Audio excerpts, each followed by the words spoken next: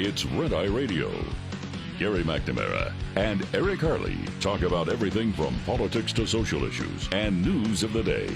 Whether you're up late or you're just starting your day, welcome to the show. From the Uniden America Studios, this is Red Eye Radio. And he's Eric Harley, and I'm Gary McNamara. Welcome and good morning. Thank you for being here. Thank you. We talk about college campuses and how so many conservatives say it's too tough to speak there. Now it is for Democrats. Byron York column in the Washington Examiner, when a difficult conversation threatens free speech. And he talks about Representative Jamie Raskin, one of the leading Trump haters, right? Yeah. And as he explains here, he led one impeachment, played a key role in another, helped produce the anti-Trump reality series that was the January 6th committee. So when Raskin proposes to give a speech titled Democracy and the Threat to Reason in the 21st Century, you can probably guess what it's going to be about. Yeah. I mean, this is all an anti-Trump speech at a college campus Right. at the University of Maryland. All right? Seems like a winner, right? Oh, Win-win. seems like a big winner, Yeah. right? It's going to be preaching to the choir. Here we go. Yeah. Raskin was scheduled to deliver it Thursday. One might ask, what could go wrong with bashing former President Trump on a college campus? Such a speech would be very well received. Yeah, what could go wrong? Would it not be? Yeah. In this case, Raskin got just a few sentences into his remarks before he was interrupted by pro-terrorist supporters who yelled that Raskin is complicit in genocide. Mm-hmm.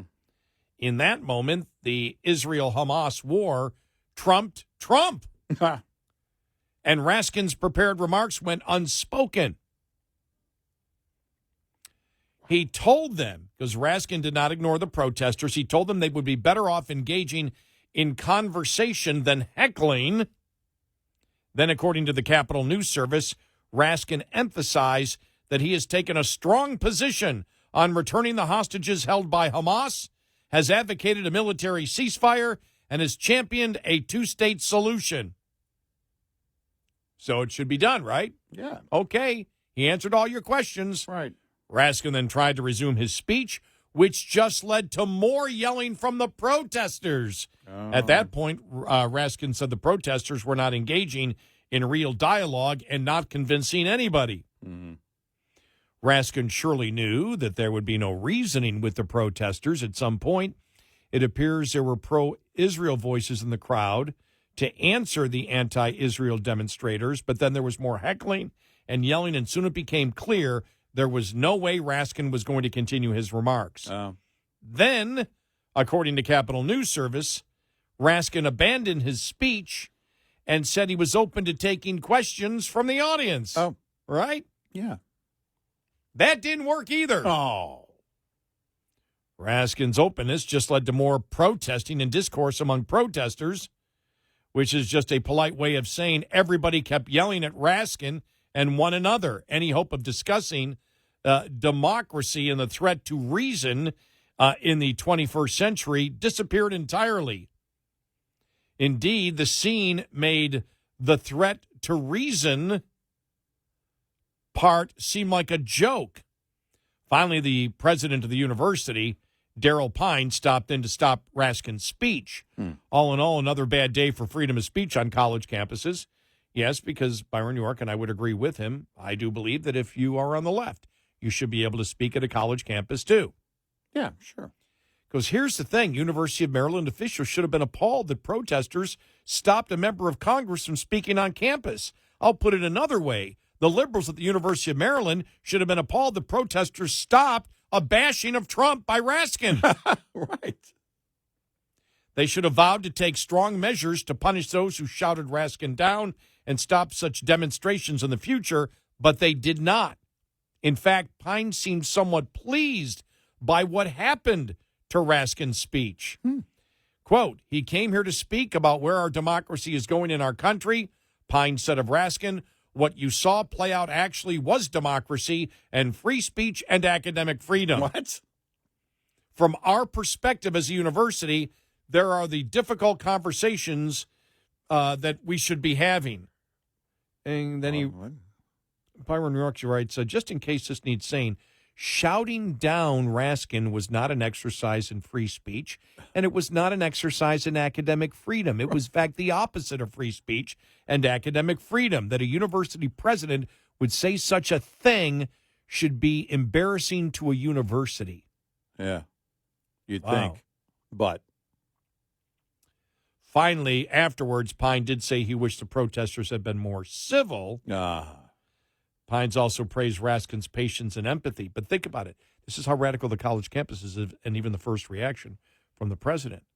They didn't care that the anti-Trump message wasn't delivered.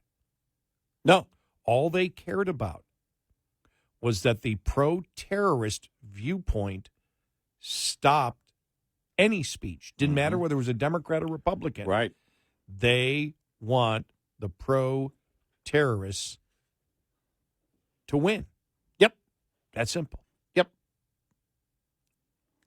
And it's not free speech at all. It's if you don't, because this is the evolution of the far left, and we're at the point now where if you're not out there shouting what we're shouting, then you're the enemy. If you're not part of our protest, the whole silence is violence. What that means is if you're not marching and as angry as we are in our position, then you're the enemy.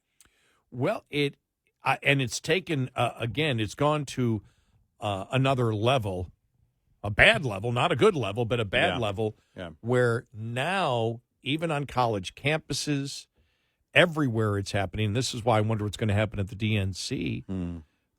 There is going to be, and I think it was Tlaib said it the other day, there is a huge split in the Democratic Party. Oh, yeah. And the pro-terrorists want to be heard. Yeah. The people that advocate terrorism against innocent men, women, and children, that advocate rape while murdering an innocent women. And I say that not to be shocking, but you and I have actually read the description. I think it was Barry Weiss who put that all together. The description of how these women were killed. It is one of the hardest things that I ever read in my life, to read that, to understand the butchery and the how evil these people are who do it. And then they won't defend another Western democracy, because Israel is just like we are. They're a Western democracy. We understand that it is not a direct democracy, just for the nitpickers out there. We're talking about the umbrella of democracy, which a constitutional, republic or a parliamentary system is under. I have to say that every time. But against terrorism.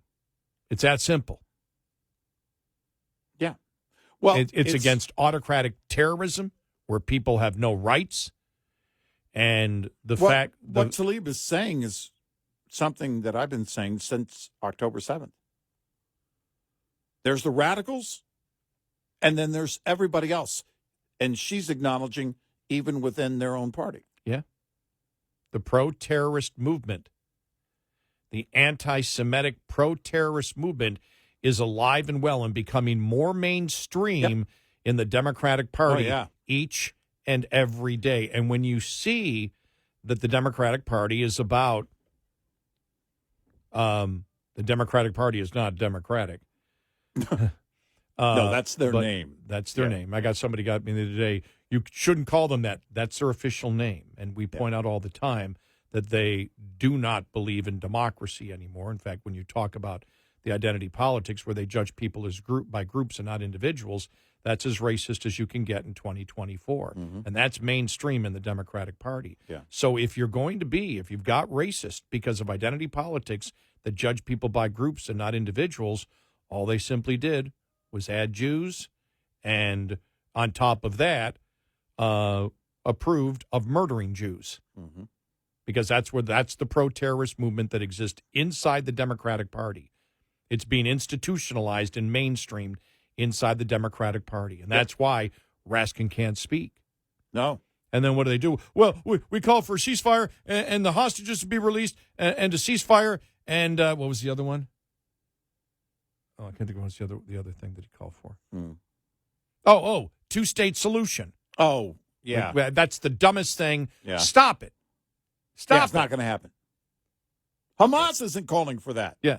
Hamas is the one that would negotiate a two-state solution. They don't want it. Don't say Palestinians. There's no such thing. They're controlled by Hamas.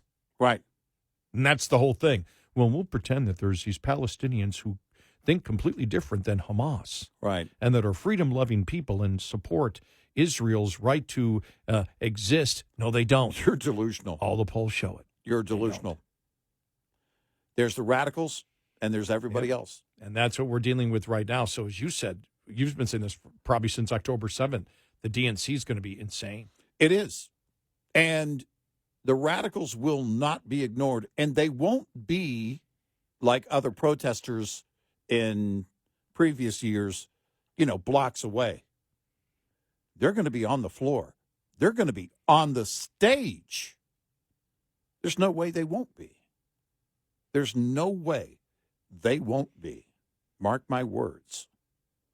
It is going to be the most radical convention ever.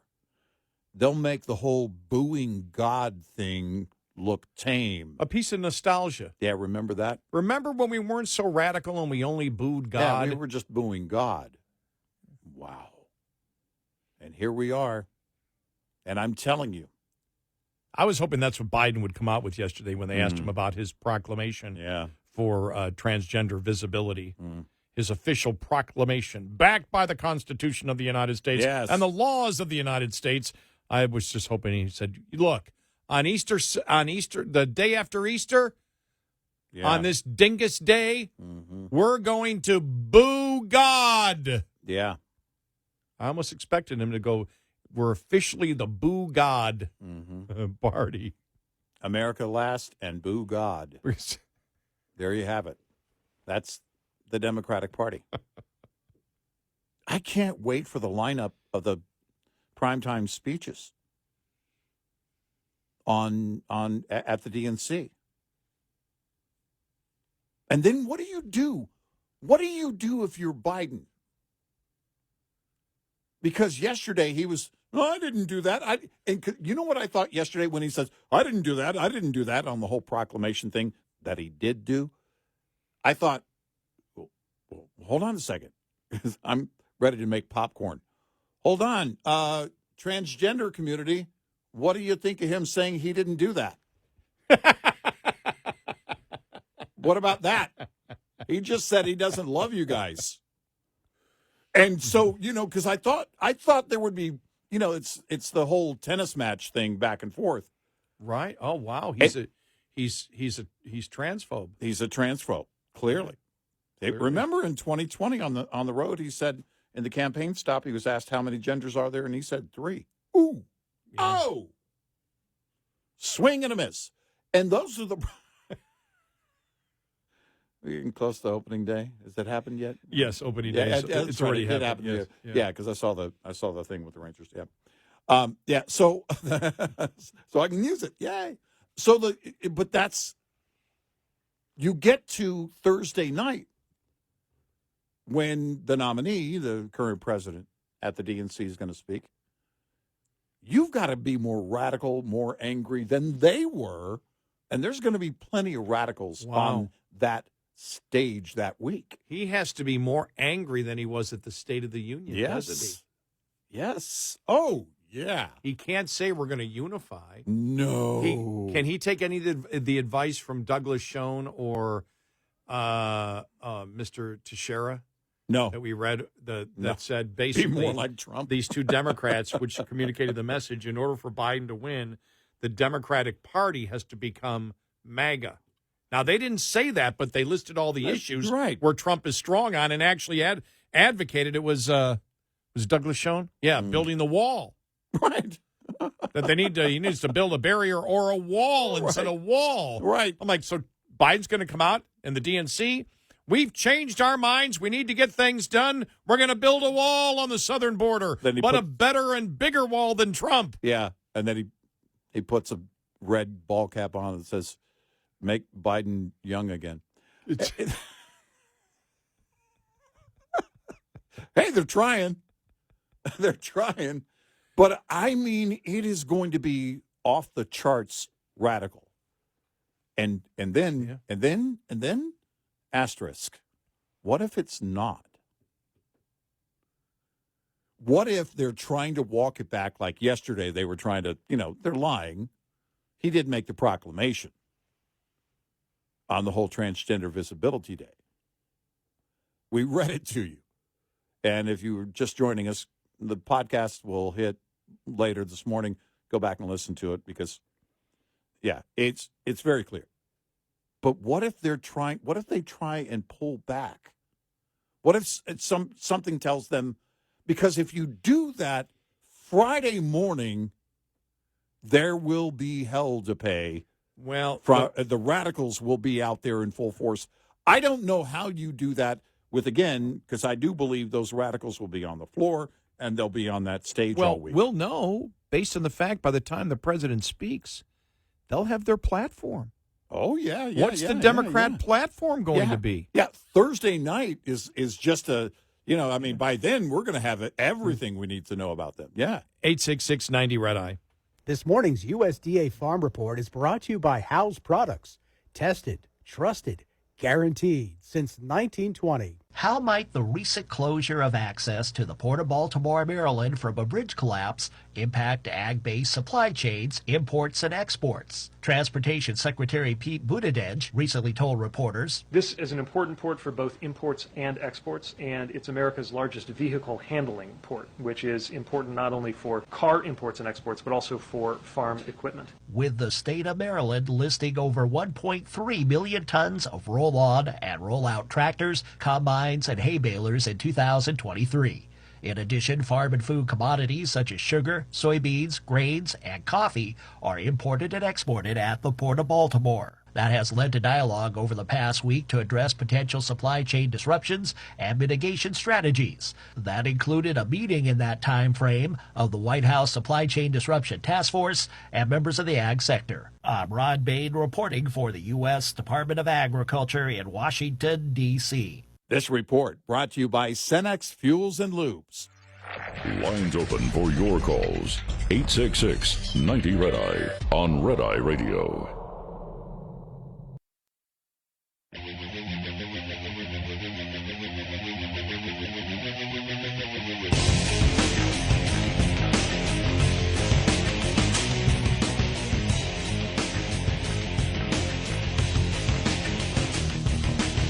It's Red Eye Radio. He's Eric Harley, and I'm Gary McNamara.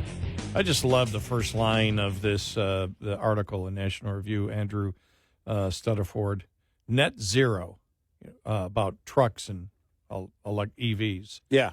Communism, Vladimir Lenin said, is Soviet power plus the electrification of the whole country.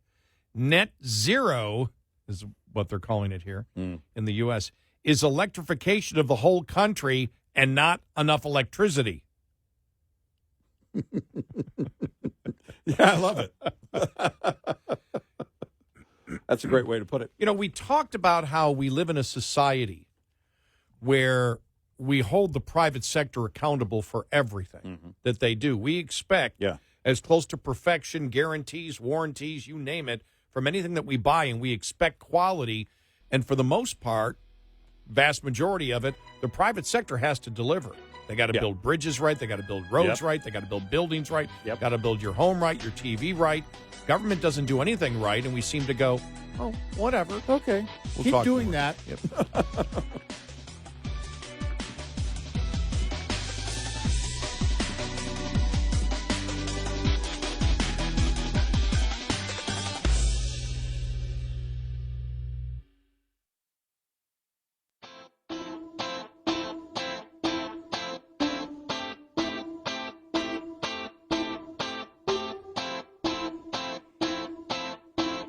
Autonomous individuals in unison. Gary McNamara and Eric Harley on Red Eye Radio. And he's Eric Harley, and I'm Gary McNamara. Yeah, so just very briefly here, when I was just reading this article about net zero, that's what they're calling it. Net zero is what the Democrats call it. You know, net zero carbon and all this stuff. Right. And as they write here to start off this article, National Review, communism, Lenin said, is Soviet power plus the electrification of the whole country. Net zero is electrification of the whole country and not enough electricity. Yeah. And it really amazes me that we live in a country where we buy things every day. And the cost of everything will drive us crazy if the cost goes up, as we've seen with inflation, right? Right. Now, inflation was caused by government spending. You have a private sector. Let me give you an example. I took my car in a couple of weeks ago. I've gotten 2 surveys to see. I bring it in for oil. I mean, I bring it in there all the time. Yeah. Both vehicles go to the same place. Yeah. What's the review? What's the review? Give us specifics. I get phone calls. Just for bringing my car in for an oil change. It's a big deal in the service industry. Yep. So they're all over the place. Yep. Boom. And when I've talked to them about it, they go, well, look, people spend money on it. We got to deliver. Yep. Oh, okay. So you feel an obligation to deliver. Mm-hmm. Absolutely, because service is about repeat business, getting that back here. Yep. We need to do it. I went to my doctor the other day. Got another, give us your review. Yep. What do you like about and everything? What's the checking in like? What about the doctor? What about the wait time? What about all your questions answered? What about the the lab that we work with? Is everything going on? Every single time I go, to the point where I get sort of ticked off and I just want to write, I'm coming back. That's all you need to know. Right. Everything is fine. Yeah. Don't waste my time. Think about that. I mean, that's my complaint. But everything, I go to the grocery store, and they'll circle it. Okay, we right here. If you do this, we'll give you $10 off next time if you review the experience in the grocery store. I actually went in and I was about to say I got a review. I got a review request. It says, hey, tell us about your experience, and I almost always ignore them. And I was like, I went and got what I needed. And I got what I wanted. I'm happy. I mean, it's like, I was the one putting it in my cart. No one forced me to buy anything. Except I noticed on the aisle of perishable things that, the milk, eggs, cheese, and all that stuff, a number of outdated things. And it was like, I was like, wow. And I was buying some hot dogs as well, also like far outdated. And I just put that in the survey. I don't think it's a coincidence that I got a call, by the way. And it was like, can we go over what you found? And I said, yeah. I said, and I've lived in this same neighborhood for the better part of 30 years. It'll be 30 years coming up. And I said, there's always been on that corner a grocery store. And now it's your brand on that, so it's most convenient, and that's where I shop. And so it's disconcerting if things aren't, going right in the store that you most frequent. And I said, so that was, I noticed a number of perishable things that were out far beyond, one of them was far beyond, like months beyond its best buy date. And I said, that was surprising to me. And so now it's going to have me, I'm going to have to take more time. And I always do check the dates, but it's like, you're really going to have to be, on top of it. And I said, so that's 2 days later after that phone call. I go in, and the manager of the store, and I don't know how many workers, he's walking up and down aisles, and they've got large, look like scaffolding. I guess they have to, get up on the top shelf and everything else. They were going over they were picking up product looking at the end dates and everything else, and there was making piles of things that were close or outdated and everything else.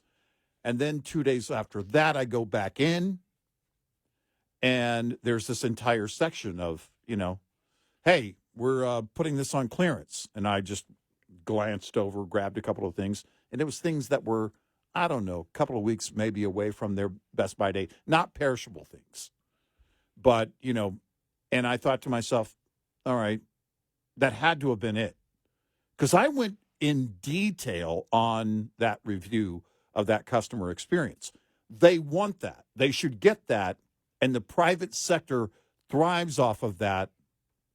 Because if they're not doing it right, and nobody tells them, then it's a problem. We complain in the private sector, but we let them get away with it in the public sector. Well, and that's my point. We've talked about this, that in a society where, for the most part, everything that we buy, we're pretty happy with.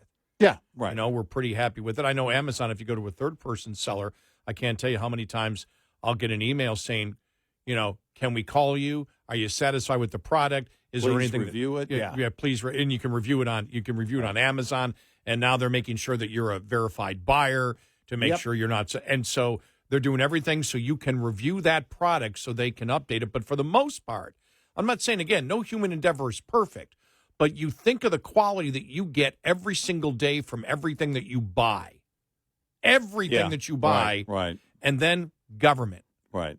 Especially when you look at the federal government. Now, local governments have to be more responsive because you're right there. Yep. They got to make sure the water is, the water's getting to your house. But utilities. Yeah. If you get if it goes off for 10 minutes, everybody on next door is freaking. Yeah. Everyone's out in their front yard building a fire. Right. I can't get on my computer. My computer's done. Yeah. The internet goes down. Right. Oh my. Oh, forget it. Facebook goes down. Yeah. Oh, Twitter goes down. People X. are crying. And it's just amazing. Then you think, like, here, government. Mm-hmm. We all know we're going to run everything on solar and wind. Right. Everyone knows. You don't even have to know about electricity. Mm-hmm. You don't have to be an electrical engineer to understand it's not going to work. How long have the Democrats got away with promoting that when it's pure BS and everybody knows it? We would never allow that in the private sector. What company would ever come up with a plan that wouldn't be investigated by the government immediately if their plan was to create a product that you had to buy that would not run because the power wasn't there, because the private sector that was in charge of getting the power there, I'm assuming there was no government involved in it, couldn't provide the power. Well, there would be every type of federal investigation known to mankind, yet the federal government gets involved and says, we're going to put in this mandate. We're going to force you to do this, force you to do that. We're going to force you to buy this, and you're going to have to buy an electric vehicle, and there won't be the electricity to charge it within 10 years once you're forced to buy that product. What company could get away with that? None. And then what happens is the people that caused the problem in the government are the ones that come back then and say, okay, let's see if we can blame it on the private sector. Right. We'll turn it around on them. We're selling them crap. We're selling them things that don't work. Right. And then we're creating more of the problem by spending money, which is creating inflation. Where's the scapegoat? Let's go after the private sector. Right. And you've got a lot of people that go along with it, the whole corporate greed thing. Look, you've got the populists in Congress on the Republican side, like Josh Hawley, falling for it. Yeah. We need to limit this and we need to limit that, and corporations shouldn't get freedom of speech. Everybody else should, because it's but the problem is government, and where we're getting the best service from, which is the private sector. They're the ones that government has successfully demonized, and a lot of the sheep have gone along with it. Well, what's happened with Boeing? Their CEO's gone. Yep. Now, we don't know everything that's going on there. The investigations will happen, and we'll see what's happened at that company and but it didn't matter. That pressure often means, sorry, whoever's in charge, you're gone. Because we expect things. Imagine with the Wright brothers out in the field, doing their testing. They've barely gotten off the ground. Then the government shows up and says, oh, okay, we're going to mandate that everybody travels by this, whatever you call this. What'd you call it again? An aeroplane? Okay, we're going to mandate that in 10 years, everyone travel by aeroplane. Is that right? They're barely off the ground. Yeah, that's basically the approach to EV, wind, and solar. We're not getting it done. It's not going to be efficient, as they point out here at the National Review, citing the Wall Street Journal, which we talked about the other day with EV big rigs. The EV charging stations require the electricity of small cities. You can't do this. There's not enough. There's nowhere near enough resources to get this done. No. And they're not worried about the other side of it. Nope. Government never has to connect the dots. No, they don't. They don't have to be. They don't have to get off the ground. And forget about the opposition party, the Republicans complaining about it. People recognize it, and there's not as much fury at government as there would be if that ever happened in the private sector. Right. As if the private sector has a greater responsibility to serve the consumer than the government does. Yeah. And a much greater responsibility. Yeah. Now, many people in the private sector will say, well, yeah, we better deliver better than the government because the government doesn't deliver, and we have to, otherwise we're out of business. Right. So they may say, no, we've got to deliver more than the federal government because they don't deliver, and they would have a great point in saying that. Yep. All right, quickly, I want to play this here, this audio cut, our audio cut of the day. RFK Jr. All right. on CNN responding that the threat to democracy that Trump poses. This is great because Republicans, you should listen and you should learn how to communicate effectively. But do you really believe that when people talk about the threat to democracy that Trump poses, do you really think that that is an equal evil to Biden? I mean, listen, I can make the argument that President Biden is a much worse threat to democracy. And the reason for that is President Biden is the first candidate in history, the first president in history that has used the federal agencies to censor political speech, so to censor his opponent. I can say that because I just won a case in the Federal Court of Appeals and now before the Supreme Court that shows that he started censoring not just me. For 37 hours after he took the oath of office, he was censoring me. No president in the country has ever done that. The greatest threat to democracy is not somebody who questions election returns, but a president of the United States who used the power of his office to force the social media companies, Facebook, Instagram, Twitter, to open a portal and give access to that portal to the FBI, to the CIA, to the IRS, to CISA, to NIH, to censor his political critics. President Biden, for the first president in history, to use his power over the Secret Service to deny Secret Service protection to one of his political opponents. That's how you argue. That's it right there. Boys, you should see her. She was shuffling through papers like Karine Jean-Pierre. Is that something about liberals? If you get them, they shuffle through papers in front of them? Yeah. Because she's shuffling back and forth. She's looking she doesn't for know something to counter him on, and she's got nothing. Nothing. 866-90-RED-EYE. Get in touch with Red Eye Radio, toll free at 866-90-RED-EYE.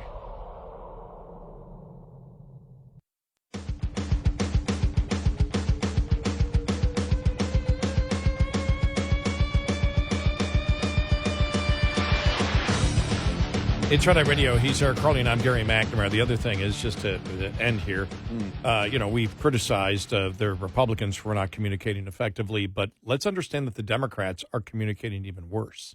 Oh, yeah. They can't come up with any type of new ideas at all. I mean, yesterday was on The View, inflation isn't bad anymore. We don't understand why the people, and just food prices, and they just don't get it, and they're still out there promoting the fact that the economy is doing wonderful, and they keep trying to sell that year after year after year. They have no success in selling it, and they just, I think genuinely some of them are just confused. They don't understand. Yeah. Maybe inflation doesn't bother them, but I would think for most people in Washington, you and I talked about the White House press corps, most of the White House press corps isn't making $5 million a year. Right.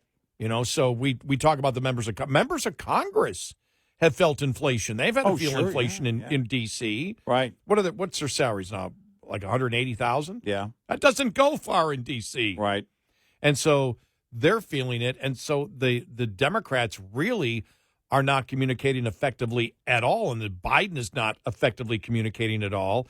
And there really seem to be, okay, why don't people understand that Trump is just the anti-Christ, anti-democracy person? We've only been trying to sell this here for the last 8 years because everybody's already priced that in, you idiot. Well, that's the point. That is such a great point, too, is that it is priced in and they've heard it all and it's just being repeated. They see the Democratic Party repeating it going, what else you got? What else you got? And they don't have anything because they don't have the issues. Republican have a ton because they've got the public. The public agrees with them on the issues. Yep.